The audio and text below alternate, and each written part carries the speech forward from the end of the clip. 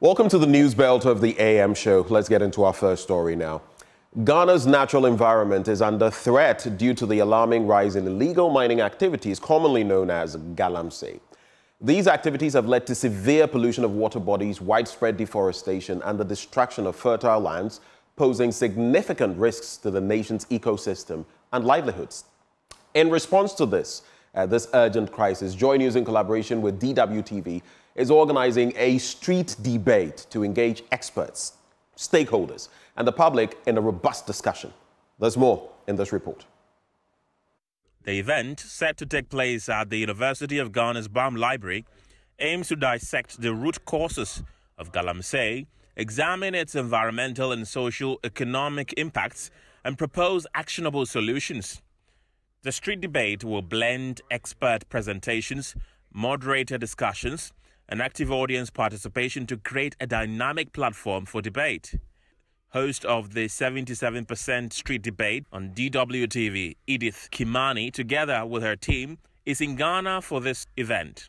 Joining them is Lois Shola Adeyemi, host of Just Turned 18 on Joy News and Joy Prime, and the local team for a dynamic conversation you don't want to miss. It's the street debates in Ghana. We are in partnership with one of our big partners. My name is Derek Elom, and I'm the director for the street debates we're having in the University of Ghana.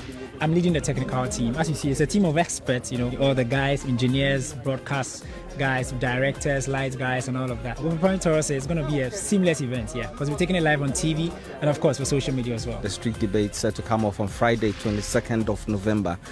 We expect it to be a great event. Students will be here. We have experts coming in and people in the mining industry also joining us. The team here at Joy News is ready for this exciting collaboration as we tackle the issues that matter most to you. Behind the scenes, our incredible senior producers, directors and engineers are the driving force, making this event a resounding success. So 77%, the multimedia group, like you've never seen it before. Can't wait. Sarah Mensah's report, read to you.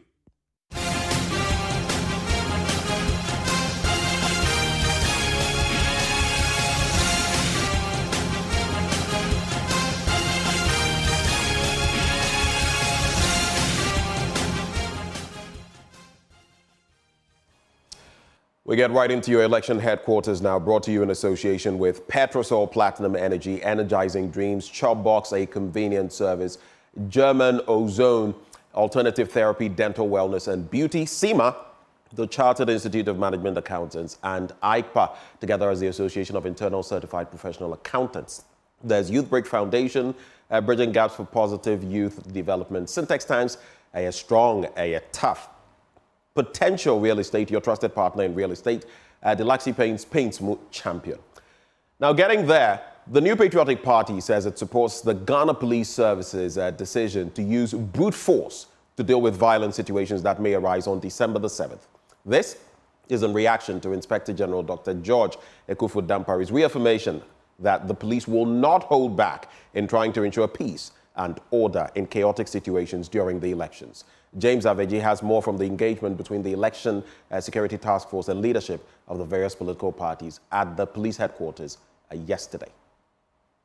The Ghana Police Service, led by IGP Dr. George Ekufu-Dampari, has been engaging with leadership of the various political parties, including representatives of the independent presidential candidates going into the election. Now, this is deemed crucial, especially in the past few days where there's been allegations and counter-allegations over some plots to cause mayhem as well as rig the 2024 general elections. This, as well as issues of safety, has been paramount to the various political parties who address the election task force in this meeting. I know the security agencies probably might also be getting those intelligence about people planning to cause chaos on December 7th. We want the assurance from the security agencies that irrespective of political position, irrespective of whether NPP, NDC, whatever party, no one should be above the law. Recently, we've heard news of somebody being arrested or some some items confiscated at the port. And one of the things included are illegal arms. Please, what is the assurances that we are going to get? The IGP in turn has been congratulating the political parties for maintaining peace and order, at least within the campaigning season we have witnessed so far, but was firm on the fact that the police will not hesitate to use brute force in occasions that demand so during the election. Where we need to engage, we will engage. Where we need to de-escalate, we will de-escalate. But where we need to be merciless when it comes to the application of law within the context of rule of law under our democratic dispensation, we can tell you that for the sake of the sanctity of the state called Ghana, we'll stop at nothing. And I repeat, we'll stop at nothing. Meanwhile, General Secretary of the NPP, Justin Kodia, says he and the NPP support the police's use of brute force when the need arises. We don't even need to get to that point for the police to be ruthless in dealing with certain people. It's elections. Go express your view. Go and decide who you want to govern this country in the next 4 years. If you support the police if they have. Fully support the police. If it happens like that. We can also hear from the Director of Election for the NDC, Dr. Manibuama, on what he make out of all of this engagement with the police. We are also gladdened that they are saying that the military will only be a last resort. And because the IGP is the Commander-in-Chief of the National Election Security Task Force, it is only the IGP that can order a military intervention. And we are ready to cooperate and work with the security agencies. The hope of all the political parties is that the Ghana Police Service will take their concerns on board and work hand in hand with them as well as the other stakeholders to address them to ensure a peaceful election 2024. Reporting from the police headquarters here in Accra, my name is James Aveji for Joy News. Well, staying on that beat, the Central Regional Police Command has announced plans to appoint liaison officers as intermediaries between the police and the media during the 2024 general election. The initiative is to facilitate smooth communication, ensure accurate information and dissemination, and address potential concerns on security issues. Now, speaking at a press briefing in Cape Coast, the Regional Police Commander, DCOP Kofi Edu, emphasized the critical role of the media in maintaining peace and order during elections. I called for us to share a few information about what is expected of the media as we embark on this upcoming election. The command is saying that we are going to have a liaison officers which will be appointed from the police intelligence unit that will liaise with the media, so that in case you have any concerns, any security issues, the media will channel it through the appointed liaison officer, which is the PID personnel, so that he or she will share the information with the regional command. We don't want a situation where the media will take the law into its own hands, try to address some of the security issues by itself. Rather, what we expect is that if you have any security concern, please share it or discuss it with the liaison officer, after which he or she will also communicate same to the regional command. Then based on that, we can also inform the national headquarters. Again, we're going to have accreditation. And the accreditation will be given by the EC.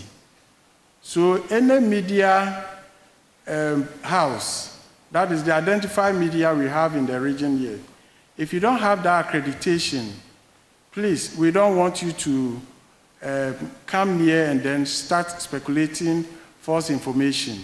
In as much as we want to have a very peaceful exercise, we want the election to be very peaceful. We entreat all politicians not to engage any macho men in and around the voting centers. Security of the election rests solely on the police, not even on the military. So please, every politician who tries to come around with any macho men will deal with those macho men.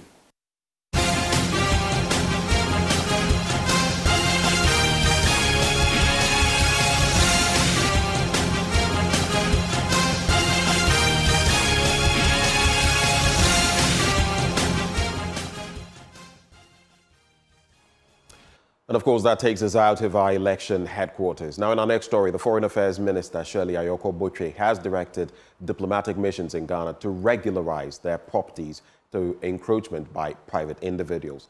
This follows the demolition of an uncompleted building on a property of the Nigerian High Commissioner by armed men in Accra 4 years ago. Speaking during a ceremony to hand over the reconstructed structure to the Nigerian authorities, the Foreign Affairs Minister said the government of Ghana was committed to providing a safe space for international missions in Ghana. There's more in this report.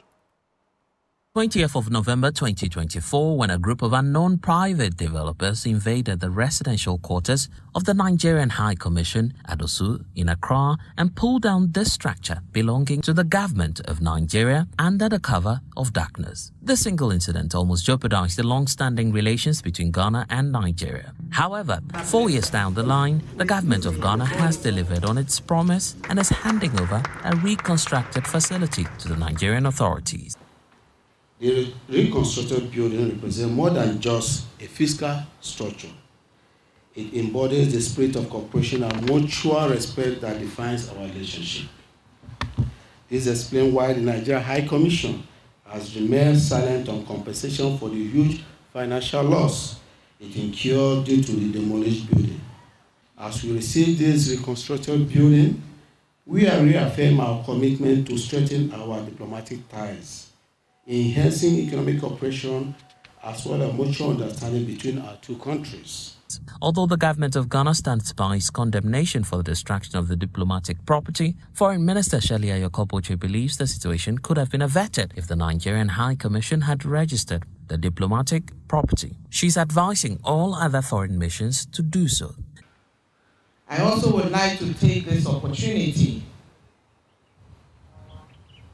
to advise that diplomatic missions who are resident in Ghana from time to time take a look at their documents to ensure that their documents are properly registered and regularized. I say this because it was one of the issues that we found out when this issue occurred. And it's not an excuse, and it can never be an excuse for the unfortunate demolition that occurred. Ghana has enjoyed healthy relations with Nigerians and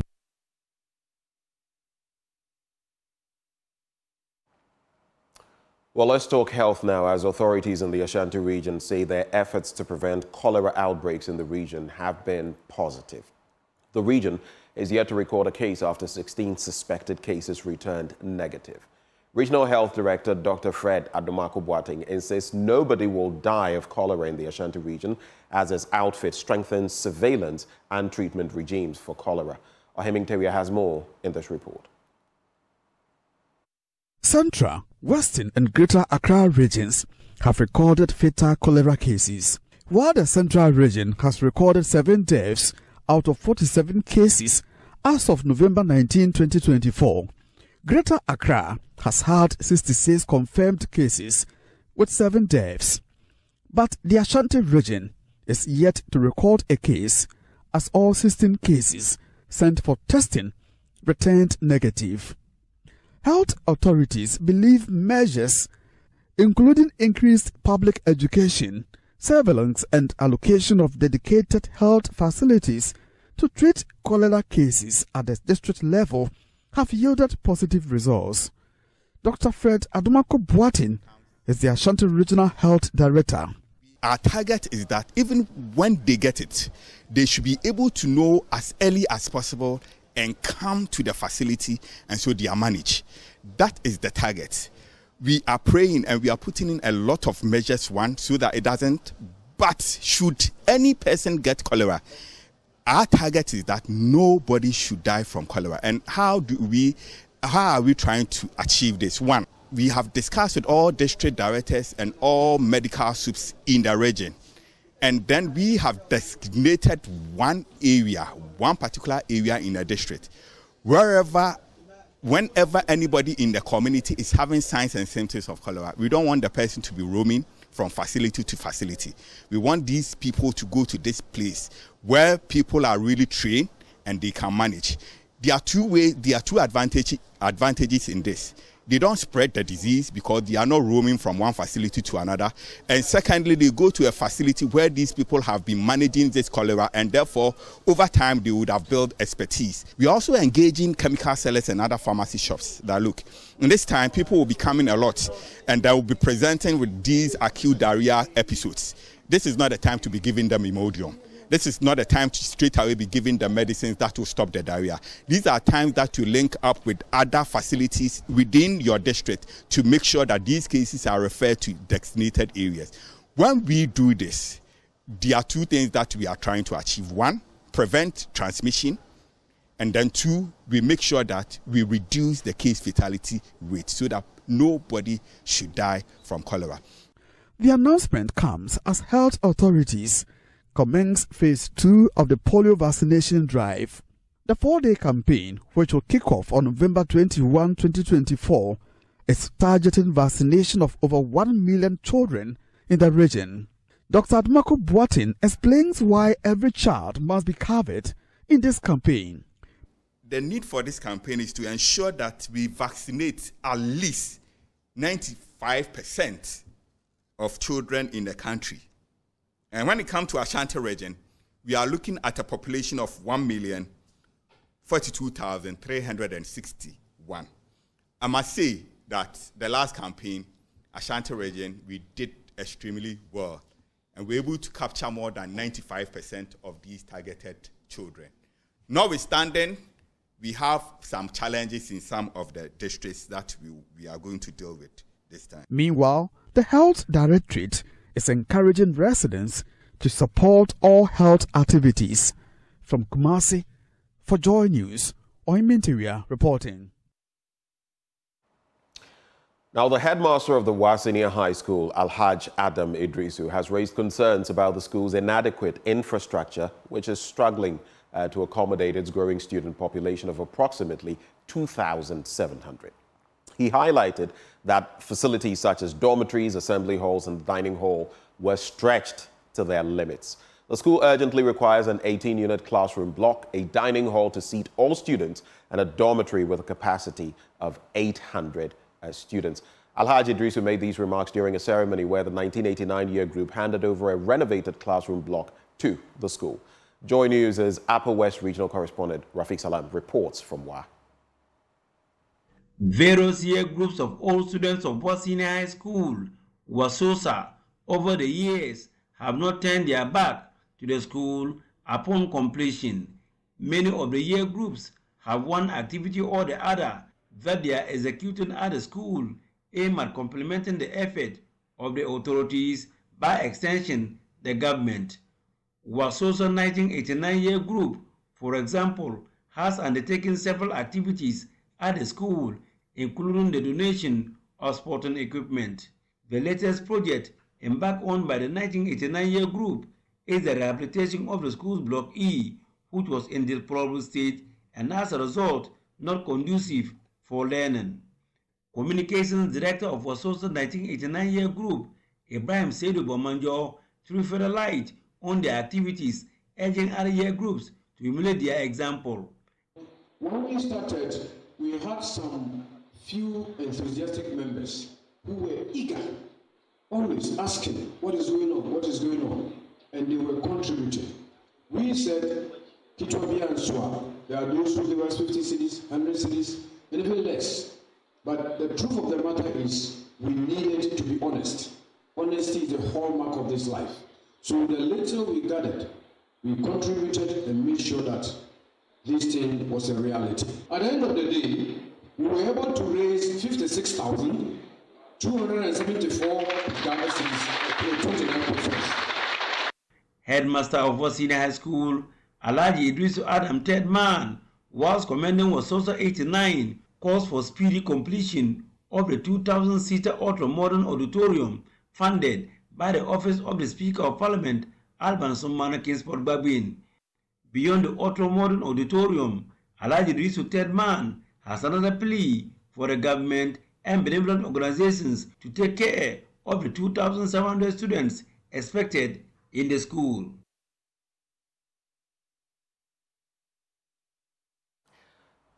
Now, the Canoe and Fishing Gear Owners Association of Ghana has called on the Fisheries Commission to blend indigenous knowledge with scientific research in its fisheries management plan.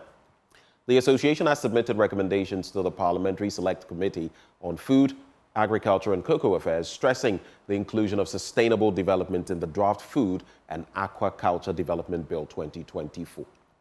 Now, speaking at the 2024 World Fishing Day in the Western region, the association's president, Nana Kweja, urged fishers to embrace insurance and pension schemes for a secure future. There's more in this report. The fishermen gathered to celebrate the World Fishing Day. It was a big day to ponder and reflect on the challenges, prospects, and some of the key decisions that ought to be taken. The Canoe and Fishing Gear Owners Association of Ghana tabled several recommendations to be included in the Draft Food and Aquaculture Development Bill. Nana Kweja is the president of the association. As an association, we brought together fishery stakeholders to deliberate on Ghana's artisanal fishery sector, to deliberate on the challenges and the contribution of the sector, and to deliberate on the future of Ghana's small-scale fisheries sector. It is important to note that CAFGWAG has submitted a number of recommendations to the Parliamentary Committee on Food, Agriculture and Cocoa Affairs on the Draft Fisheries and Aquaculture Bill 2024. Particularly, CAFGWAG is recommending that sustainable development of small-scale fisheries is included in the object of the Commission. CAFGWAG is recommending that the Fisheries Commission relies not only on science, but also on indigenous knowledge and traditional practices in preparation of fisheries management plans. Today, we have appealed to fishers to embrace insurance policies, to embrace pension scheme, to embrace cooperative societies among fishers, to be able to promote the welfare of fishers. Western Regional Minister Kwabena Ochredaku-Mensah admonished the fishers to eschew tainting the sea with illegalities that destroy their fisheries resources. The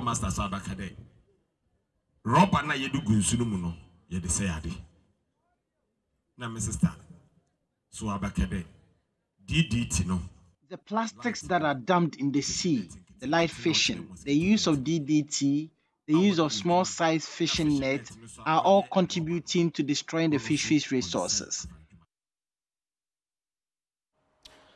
Let's settle for our business updates now, as the Chief Executive of the Africa Trade Academy, Dode Seidu, says strong trade facilitation measures will effectively enhance the country's competitiveness in international trade. This, he says, will boost intra-trade activities as well. He spoke to Joy Business at a partnership launch of the Africa Trade Academy and the Forum for International Trade Training. This partnership between Africa Trade Academy and the Forum for International Trade Training is a partnership to deliver competencies, courses and programs that will build capacity of public and private sector actors in international trade. It's to give people the certification that will make them confident to be involved in global and international trade from Africa. So the partnership between Africa Trade Academy and the Forum for International Trade Training is one that will build capacity when it comes to global trade, which includes the Africa Continental Free Trade Area Agreement. What is the big difference here is that because we are Africa Trade Academy, we have special competence in intra-Africa trade topics, including the AFCFTA. And therefore, we're bringing the global certification in international trade and adding the nuances and the specific needs and capacities of intra-Africa trade. So the training would cover the AFCFTA and the topics related to it. And in our last story, the European Union says it will expand its investment within Ghana's pharmaceutical industry value chain. The EU earlier this year gave a grant of 32 million euros to support vaccine manufacturing and the pharmaceutical industry in Ghana. Meanwhile, EU Ambassador to Ghana, Ircha Razali, said the union was looking forward to assessing the progress and increase investments within the space.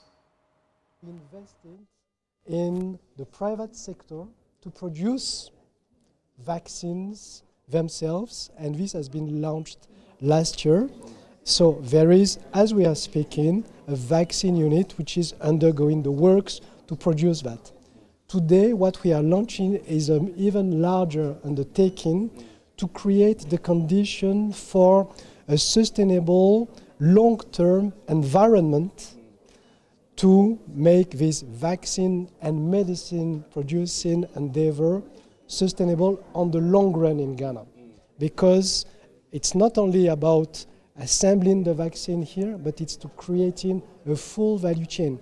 And this takes a large scope: human resource, education, technology, private sector environment. Well, it's a wrap for business, and that's how we cap off the AM News this morning. Thank you for watching, but do you want to stay for the news review? Up next.